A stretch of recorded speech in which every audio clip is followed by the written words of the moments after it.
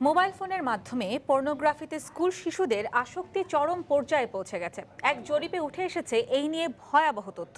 এই অবক্ষয় প্রতিরোধে স্কুল কর্তৃপক্ষের কড়া নজরদারি আর অভিভাবকদের সচেতনতার তাগিদ দিয়েছেন সমাজবিজ্ঞানীরা। ফারাবি হাফিজের অনুসন্ধানী প্রতিবেদন। না, হ্যাঁ বলো। আচ্ছা ঠিক আছে, কালকে দেখা করি। কাগজে কলমে স্কুলে মোবাইল আনা নিষিদ্ধ হলেও বেশিরভাগ ক্ষেত্রেই তা মানা হয় না। ভিডিও অপশন আর ইন্টারনেট সুবিধা মুঠোফোনের ইতিবাচক দিকের বদলে এর খারাপ দিকগুলোই বেশি টানছে স্কুল পড়ুয়া এসব কিশোরদের। কয়েকটি স্কুলের ক্লাস 8-এ পড়া 100 শিশুর উপর জরিপ চালিয়ে দেখা গেছে এদের মধ্যে 76 জনই নিজের মোবাইল ব্যবহার করে, বাকিরা বাবা মা কিংবা বাসার অন্যদের ফোন ব্যবহার করে। এদের প্রেমের বিষয়টিও চমকে দেবার মতো। শতকরা 44% শিশুর জীবনে আগে ভাগেই চলে এসেছে প্রেম।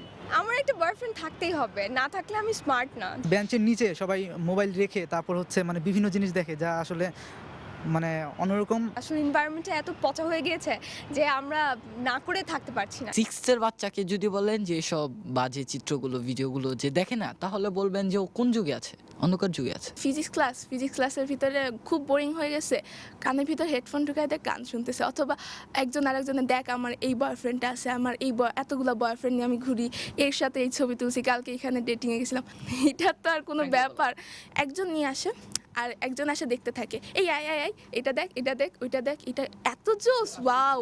মোবাইলে ব্যবহৃত ছোট্ট এই মেমোরি কার্ডে সামান্য টাকাতেই গান বা রিংটোন ডাউনলোডের দোকান থেকে পূর্ণ ছবি ভরে নেওয়া এখন মামুলি ব্যাপার। যারা এই ধরনের মেমোরি কার্ডগুলো একবার কিনে নিয়ে যায়, তাদের কালেকশনের জন্য এখানে এসে আবার চেঞ্জ করে নিয়ে যাচ্ছে। কদিন আগে উত্তরে একটা ঘটনা দেখেছি, 3টি স্টুডেন্ট কম বয়সী একটা মেয়েকে জোর করে নগ্ন করে অশ্লীল ভিডিও করেছে। বেসরকারি এক হিসেবে এ ধরনের দোকানগুলোর মাধ্যমে দেশে দৈনিক 2.5 কোটি টাকার পর্নো ছবি বিক্রি হচ্ছে।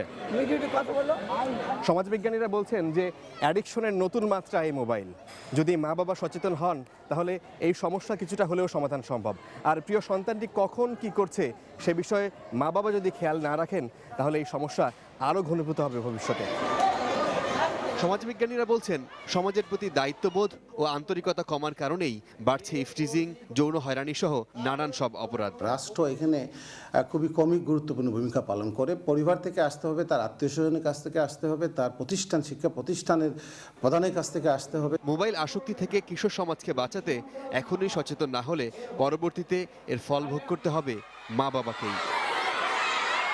ফারাবি হাফিজ, সময় সংবাদ, ঢাকা।